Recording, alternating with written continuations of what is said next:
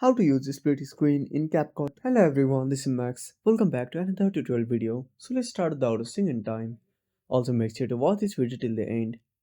First of all, open up your Play Store, tap on the source icon and simply tap on search bar and type CapCut. Now search for CapCut and make sure to update to the latest version. After updating, simply tap on open. Now tap on edit. Now click on new project and import your video. Now simply tap on add. Now scroll to the right.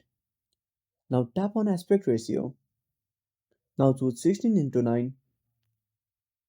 Now adjust the video.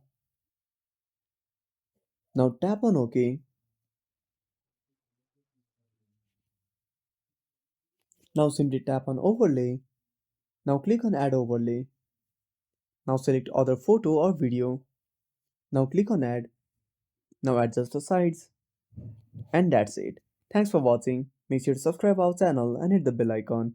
See you in the next video.